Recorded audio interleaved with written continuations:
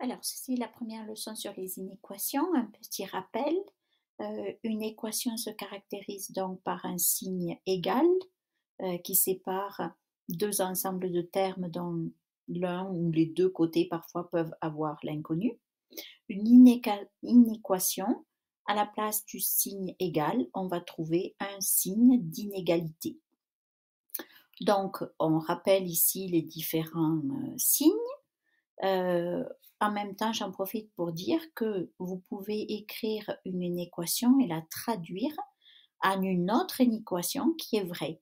Donc, si A est supérieur à B, eh bien, si vous lisez dans ce sens-là, c'est-à-dire de la droite vers la gauche, vous voyez que B est inférieur à A. Donc, je l'ai écrit ici. De même, si vous avez A inférieur à B, si vous lisez de droite à gauche maintenant, vous voyez que B est supérieur à A. Donc, c'est ce que j'ai écrit là, et on pourrait continuer ainsi. Alors, pour représenter une équation, on peut le faire verbalement par une phrase, et cette phrase va contenir les mots inférieurs ou supérieurs ou des mots équivalents. Donc ici, il y a quelques exemples. Donc les jeunes dont l'âge est supérieur ou égal à 18 ans peuvent voter. On dirait rarement ça, hein, on dirait plutôt il faut avoir au moins 18 ans pour pouvoir voter, ou les personnes qui ont 18 ans et plus seulement peuvent voter. Donc, tous ces énoncés sont équivalents.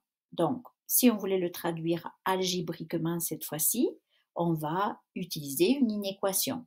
Donc, si on appelle X l'âge de la personne, eh bien, toutes les personnes qui peuvent voter ont un âge qui est supérieur ou égal à 18. S'il fallait avoir plus de 18 ans, on ne dit pas 18 ans et plus, mais plus de 18 ans, alors ça veut dire que ceci, ce serait l'inégalité stricte. Hein, au lieu d'être supérieur ou égal, ce serait strictement supérieur à 18. Pour représenter une inéquation, on peut utiliser une troisième méthode, c'est d'utiliser un graphique. Alors, c'est très simple, vous allez utiliser une droite numérique, puisque vous n'avez qu'une variable, mais on va avoir une petite convention. Si sur par exemple, ici, on a x supérieur ou égal à 18, donc ce 18 est ce qu'on appelle la borne de votre ensemble solution.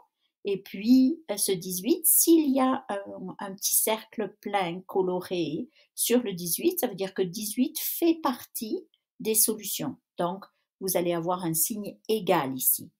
Donc, x supérieur ou égal à 18, à partir de 18, et je compte 18 est une valeur acceptée ou permise.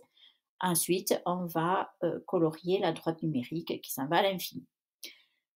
Si 18 n'était pas une valeur permise, alors comment on le verrait? On mettrait un cercle sur cette borne qui est 18, mais ce cercle serait vide.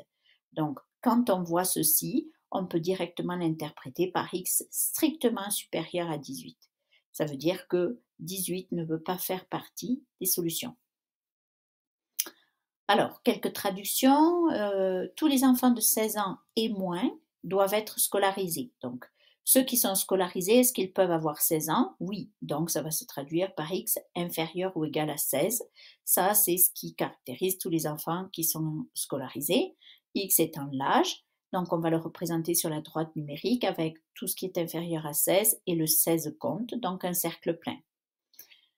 Les enfants de moins de 12 ans en Alberta n'ont pas le droit de travailler. Donc, ça veut dire que ceux qui ne travaillent pas, ils ont un âge qui est inférieur à 12, strictement inférieur, puisqu'on vous dit moins de 12 ans.